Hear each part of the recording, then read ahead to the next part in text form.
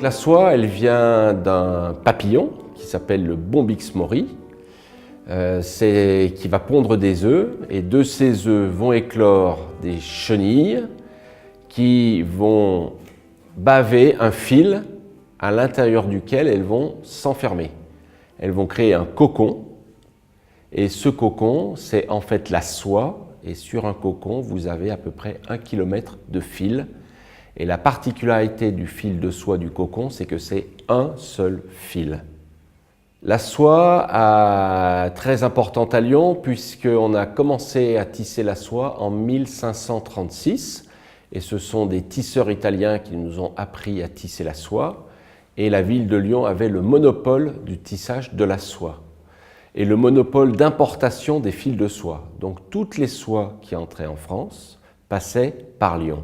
Et c'est ce qui a fait tout le développement économique de la ville de Lyon, puisque au XVIIIe et au XIXe siècle, c'est au moins 50% de la population qui va travailler dans le tissage de la soie.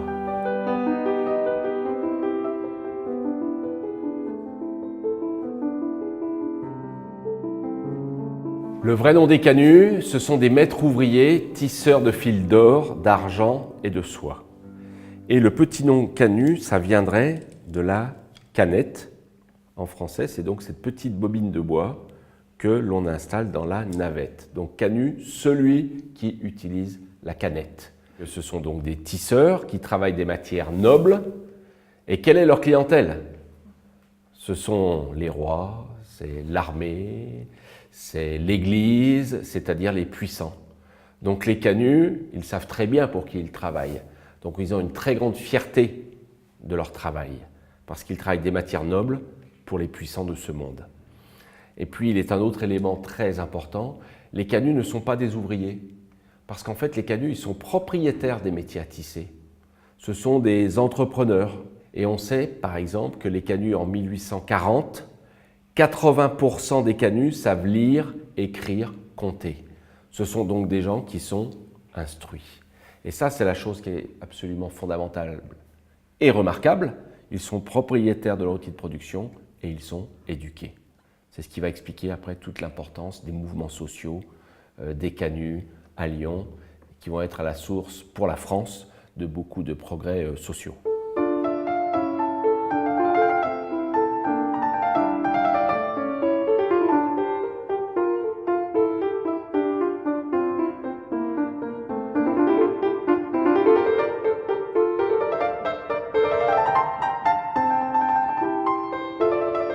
Le seul problème, c'est que les canuts n'avaient pas le droit de vendre leur production sur les marchés.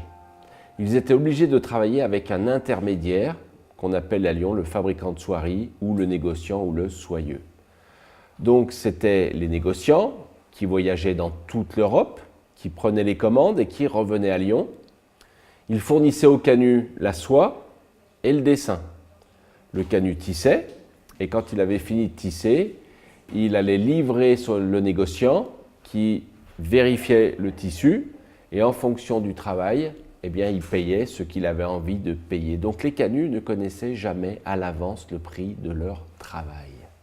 Et ça, c'était une décision du roi. Donc en France, c'est dangereux de s'opposer au roi. Donc les canuts ont dit, très bien, puisque c'est comme ça, au moins ce que nous voulons, c'est connaître le prix de notre travail à la commande.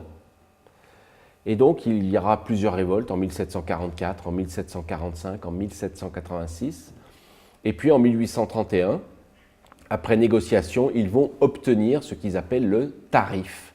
C'est-à-dire donc de connaître le prix de leur travail avant le travail. Et malheureusement, le roi va annuler ce tarif. Il ne va pas reconnaître le tarif. Alors les canuts qui réclament ça depuis presque 90 ans sont tellement déçus qu'ils vont faire une manifestation et la manifestation va dégénérer en révolte qui va avoir lieu entre le 21 novembre et le 23 novembre 1831. Cette révolte a fait 600 victimes. Les canuts ont gagné militairement puisque l'armée a quitté la ville de Lyon et pendant 10 jours à peu près, les canuts vont tenir la ville, ils vont contrôler la ville, mais il n'y aura pas d'exaction. Ils ne vont pas en profiter pour brûler la ville. Et c'est bien pour ça qu'on parle de révolte et pas de révolution. Puisque comme ils étaient tout seuls, ils pouvaient faire tout ce qu'ils voulaient. Mais ce n'est pas ce qu'ils n'ont fait. Parce que ce qu'ils veulent, ce n'est pas la fin du système. Ils veulent juste, entre guillemets, que l'accord qui a été signé soit respecté. C'est ça la révolte des Canuts, avec leur très belle devise, vivre en travaillant ou mourir en combattant, qui est très clair, qui veut dire on veut travailler, mais que notre travail nous permette de vivre dignement. Et si ce n'est pas possible, on préfère se battre et mourir. Ici, on a le canut au XVIIIe siècle en tenue de travail. Donc il a fini de tisser, il a son rouleau de tissu sur l'épaule et il va aller le livrer aux soyeux, puisque les canuts n'habitent pas dans le même quartier que les négociants. Et donc là, on a le canut qui va aller, avec sa pièce de tissu finie, qui va aller livrer le négociant. Et puis là, on a le canut en tenue de sortie, parce que le canut, quand il ne travaille pas, et que c'est le dimanche par exemple, eh bien, il aime bien aller se promener. Mais pour montrer qu'il est canut et qu'il travaille quand même de beaux matériaux pour une belle clientèle, eh bien, on ne s'habille pas n'importe comment. Pour qu'un atelier soit rentable, il fallait 3 métiers. Ce qui veut dire que si un canut a 2 métiers, il est pauvre. Un canut ne représente pas tous les canuts. Les canuts sont très différents suivant le nombre de métiers. Ça, c'est un élément très important. Et l'autre élément, effectivement, avec l'industrialisation, c'est-à-dire l'arrivée des métiers mécaniques, on a 2 facteurs qui vont se conjuguer en même temps. On a d'un côté les métiers mécaniques, c'est-à-dire des métiers qui vont marcher tout seuls et qui ont besoin d'énergie. Et l'énergie qu'on utilise principalement dans la région autour de Lyon, c'est l'eau. Donc, les négociants, à un moment, vont vouloir contrôler la production. Et ils vont installer des métiers mécaniques autour de Lyon, à la campagne, près des rivières, pour avoir de la production d'électricité. Et en même temps, au XIXe siècle, on est au lendemain de la Révolution française, et on a une nouvelle classe qui va se développer, c'est la bourgeoisie. Et la bourgeoisie va se développer en nombre, et la bourgeoisie a toujours voulu copier l'aristocratie. Donc la bourgeoisie va vouloir des tissus en soie, mais ils n'ont pas les moyens d'avoir des brocarts, des brochets, donc ils vont demander des tissus en soie, mais plus simples. Et comme la bourgeoisie est assez nombreuse, ben le marché va s'agrandir. Et c'est comme ça que l'industrialisation de la soie va s'opérer à Lyon, alors pas à Lyon, mais autour de Lyon, sur la fin du XIXe siècle, avec un souhait donc de contrôler complètement la production. Ce n'est pas les canuts qui vont contrôler la production, ce sont les négociants. Les canuts vont rester et ce seront toujours eux qui vont faire les tissus les plus beaux.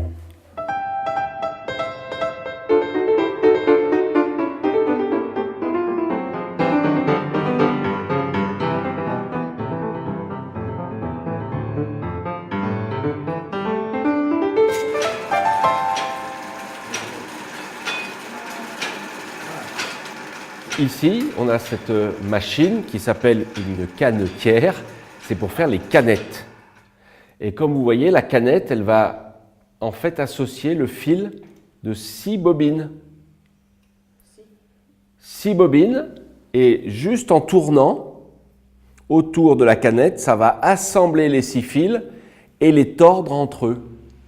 Et donc le fil de la navette, ce n'est pas un fil, c'est en fait 6 fils. Mais chaque fil individuel est composé de 3 fils. Sur cette bobine, en fait, c'est 3 fils de soie. Mais chacun de ces 3 fils est en fait composé de 6 à 8 cocons. Et comme je vais en rajouter encore 6 autres, 6 fois 18, ça fait à peu près 100 cocons pour la canette. C'est 100 cocons assemblés entre eux pour faire le fil que je vais tisser. Pourquoi autant de fils? Pour qu'il y ait ce qu'on appelle une couverture, pour que ça vienne bien couvrir la chaîne.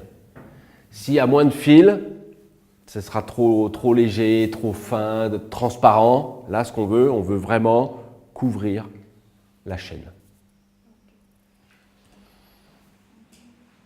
Pour faire un tissu, il faut croiser des fils. et on va croiser tous les fils qui partent là-bas au fond. On appelle ça la chaîne. Là, j'ai 7040 fils de chaîne. Et le deuxième fil,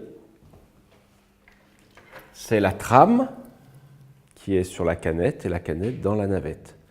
Et la navette, elle va croiser la chaîne et c'est comme ça qu'on va faire le tissu. Après, si on veut décorer un tissu, soit on va imprimer le tissu, comme ma chemise, ou bien on va tisser le dessin. Et un tissu avec un motif tissé, on appelle cela un façonné. Et pour tisser un façonné, le point technique central, c'est qu'il faut que chaque fil de la chaîne puisse être sélectionné de façon indépendante. C'est-à-dire, parfois le fil de chaîne va être levé et la trame va passer dessous, ou alors le fil de chaîne reste en bas et la trame passe dessus. Donc en fait, les fils, ils montent, ils descendent. La navette, elle se promène, on fait le tissu et petit à petit, on fait le dessin. Monsieur Jacquard a mécanisé le principe de sélection et il a inventé la mécanique Jacquard. Cette mécanique, c'est en fait la combinaison de plusieurs inventions qui avaient eu lieu avant. Les deux principales, d'abord la carte perforée, qui est le programme du dessin. Cette carte perforée a été inventée à Lyon en 1725 par un monsieur qui s'appelle Bouchon. Cette mécanique en fonte, eh bien, c'est la mécanisation, c'est en fait le système de lecture de la carte perforée. Et cette mécanisation, elle a été inventée par un ingénieur français qui s'appelle Vaucanson, et c'était dans les années 1745. Et Jacquard, au début du 19e, entre 1805 et 1810, va associer ses inventions. C'est ça son génie.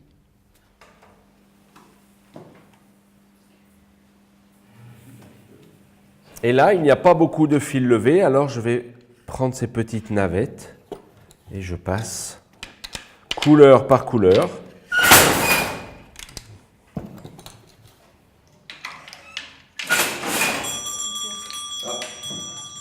Et c'est donc la carte perforée qui sélectionne les fils qui se lèvent.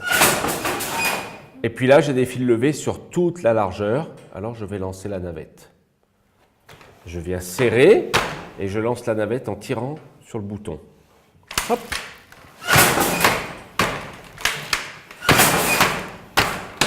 Voilà le résultat. Parce qu'on tisse à l'envers. Je tisse comme ça. Et le résultat, il est là.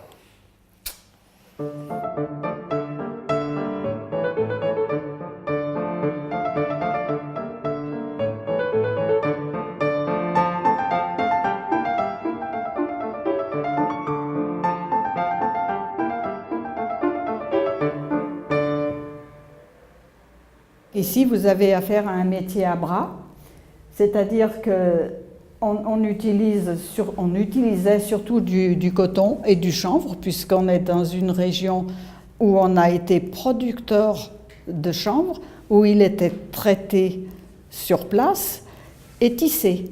Parce que le chanvre rentre très bien dans la fabrication du linge de maison, les draps, les torchons, les choses comme ça. Donc, on a eu beaucoup de métiers à bras dans la région et surtout dans les campagnes. Parce que quand il faisait trop mauvais pour aller travailler dans les champs, ça faisait un appoint financier pour les agriculteurs et ils avaient presque tous un ou deux métiers chez eux. On leur amenait la chaîne toute prête et après, ils revenaient, ils récupéraient le tissu et ils ramenaient une nouvelle chaîne. Les agriculteurs se contentaient d'un salaire moindre. C'est peut-être un peu ce qui a entraîné la révolte des canuts parce qu'il y avait quand même une concurrence importante à cause de ce travail à la ferme, finalement. Oui.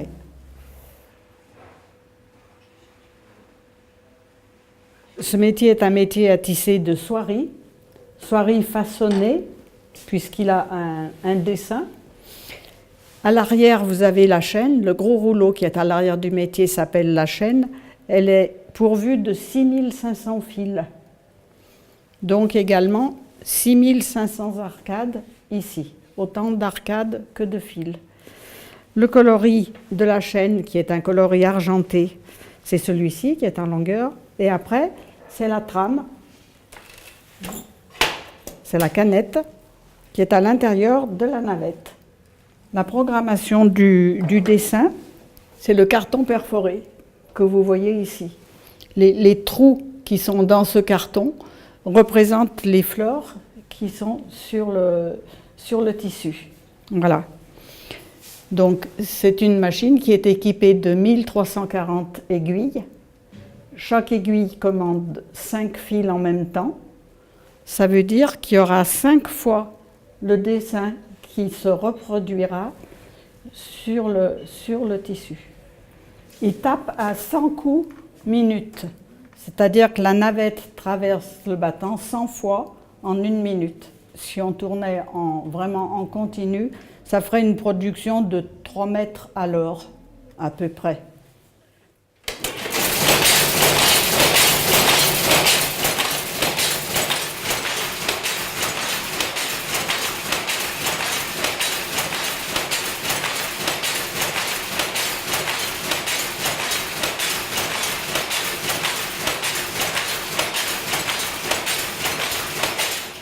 On faisait facilement entre 48 et 50 heures ou 50 heures par semaine.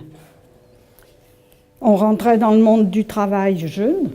J'avais 14 ans et demi quand j'ai commencé à travailler. On apprenait avec une ouvrière, on ne passait pas par les écoles. On avait une ouvrière qui nous prenait en charge, qui nous apprenait déjà la première chose à faire des nœuds, puisque le tissage, ce sont des nœuds très, très particuliers. Et puis après, on apprenait petit à petit à changer la canette et à faire fonctionner le métier.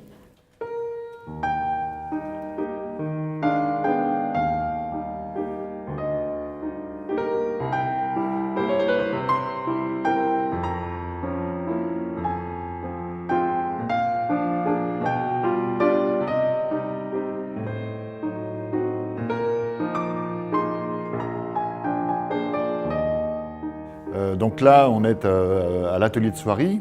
Le procédé qu'on utilise est un procédé qui date de 1920-1930. C'est l'impression au cadre plat, impression à la lyonnaise. Pendant des années, tout le monde a travaillé exactement de la même façon qu'ici, à l'atelier de soierie, à la main. On imprime à la main.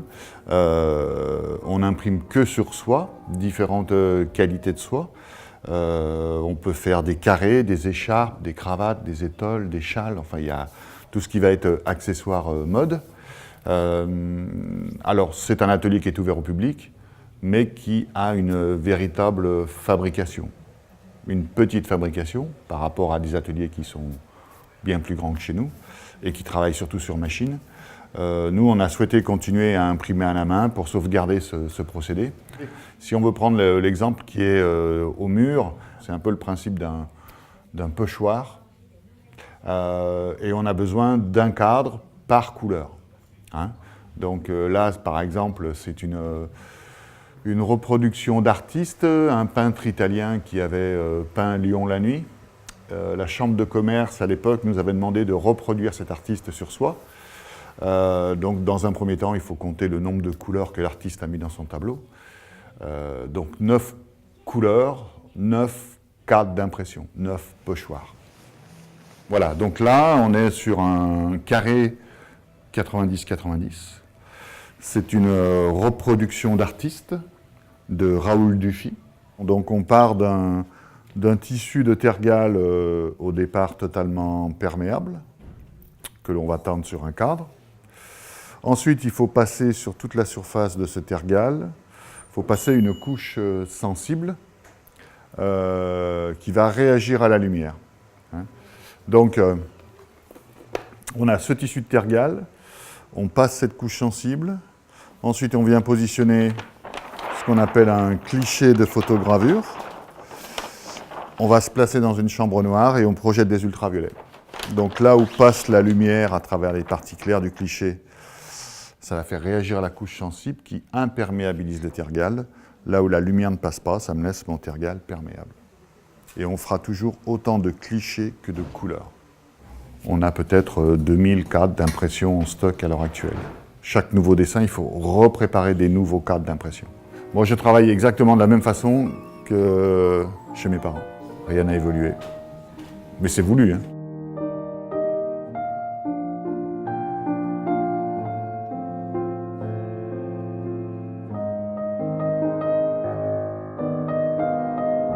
Donc là, c'est mon premier cadre, hein. On fait ce qu'on appelle le serti.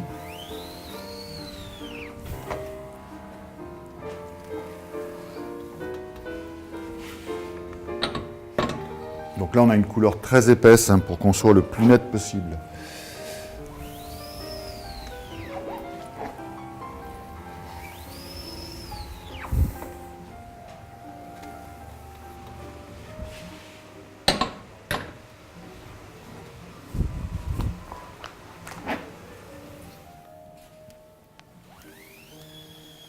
Donc voilà le premier passage. Donc comme je disais, on laisse sécher 10 à 15 minutes à peu près. Deuxième cadre, deuxième couleur, et ainsi de suite. Là, on est dans notre petite cuisine couleur. Voilà, on va partir d'une... notre base va être un épaississant naturel, donc du goire. Hein. Et ensuite, à l'aide de ces petites mesures, voilà, je vais venir respecter les formules qui ont été établies au départ et venir fabriquer ma couleur à l'aide de toute cette base qu'on appelle nos colorants mères. Hein, voilà. Donc il y a 20 colorants de base. Avec 20 colorants, ensuite les nuances, c'est à l'infini.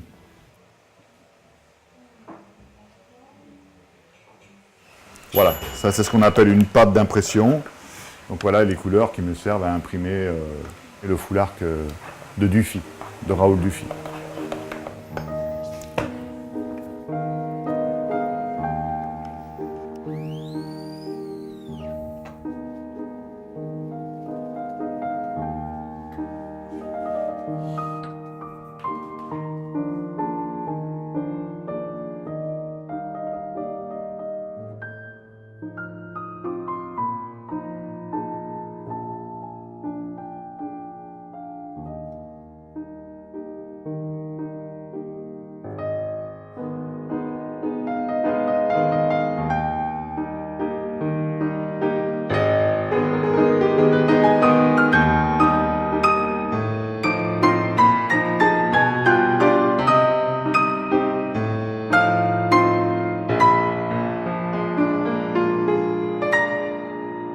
Alors notre atelier déjà il est très ancien, il date de 1820, donc il a presque 200 ans. Et aujourd'hui on travaille essentiellement sur des systèmes jacquard d'époque. Donc moi je travaille ici avec mon père, donc on est 2 tisseurs, mais en tout il y a 3 ateliers pour 10 tisseurs à Lyon, donc on est très peu. Donc on va travailler essentiellement sur commande pour des châteaux, des monuments historiques français, beaucoup de châteaux privés et un peu de commandes de l'étranger. Alors donc dans cet atelier on a 2 spécialités en particulier. Qu'on fait sur tissage en système jacquard. On fait 2 tissus différents. On fait du brocart, c'est un mélange d'or, d'argent et de soie. Donc ça, c'est des tissus qui font on travaille à peu près 10 cm par jour pour faire ça. Donc c'est très très long au tissage. On va poser ça essentiellement sur des fauteuils anciens. Et on fait une deuxième technique qui est beaucoup plus ancienne, qui date du XVIe siècle, qui s'appelle le velours. Le velours en tissage, c'est la technique la plus longue. On travaille entre 5 et 7 cm par jour. Alors ici, c'est un métier jacquard qui date de 1830. Donc c'est le système jacquard sur lequel je travaille, avec des cartes perforées qui sont au-dessus. Ici, donc, je vais avoir 6000 fils de 3 couleurs différentes. Donc pareil, environ 3 semaines pour les installer. Et puis, je vais vous montrer, je travaille principalement l'or, le fil d'or. Donc le fil d'or, le fil d'argent, on l'achète au poids. Aujourd'hui, ça coûte très cher, mais dans des pièces, on en passe des centaines et des centaines, des petites bobines comme ça.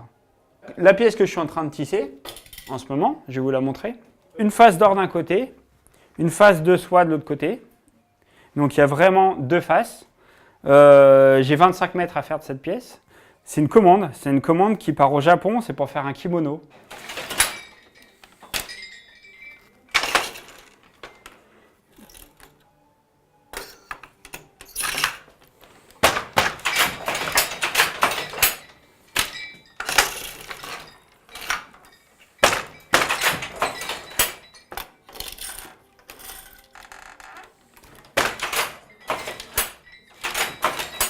Comme je vous ai dit, en 1850, il y avait 7000 ateliers. Donc la demande en soie était très forte à Lyon. Et donc on avait construit des magnaneries, c'était des fermes où on cultivait le cocon de soie dans le sud de la France. Aujourd'hui, ça a disparu en France, même en Europe. Donc aujourd'hui, ce cocon, on le fait venir du Brésil, du côté de Sao Paulo. Donc c'est la meilleure qualité de soie au monde aujourd'hui. Il y a 1 km de soie sur un cocon. Donc c'est très très long. 1 km. Alors, je vais vous expliquer un petit peu le velours dévoré. C'est une spécialité lyonnaise, c'est une technique de 1850 qui est vraiment différent du tissage et de l'impression sur soie. Le velours dévoré, c'est une technique qui, alors on va partir pour la faire, d'une base de soie. Notre base de travail, c'est la soie qui est à l'arrière. Par-dessus, on va tisser une autre matière qui s'appelle le viscose. C'est une matière naturelle qu'on obtient grâce à la cellulose de bois. Et la cellulose de bois, c'est un fil très fin qui est entièrement tissé sur la soie. C'est ce petit fil de velours quand vous touchez. Donc c'est très fin. Et par-dessus, on va prendre un acide. On va faire les dessins directement avec l'acide sur le velours. Et après, en faisant chauffer l'acide, ça va faire fondre le velours, mais pas la soie qui est à l'arrière. D'où le nom de velours dévoré. Pour différencier un système jacquard, donc un tissage jacquard d'un autre tissu, je vais vous montrer comment on fait. En fait, il suffit de retourner le tissu à l'arrière et vous avez le négatif du tissage. C'est-à-dire d'un côté, vous avez le positif et de l'autre côté, vous avez le négatif qui va inverser les couleurs d'une face sur l'autre. Donc on peut le mettre des deux côtés. C'est comme ça qu'on reconnaît un tissage jacquard.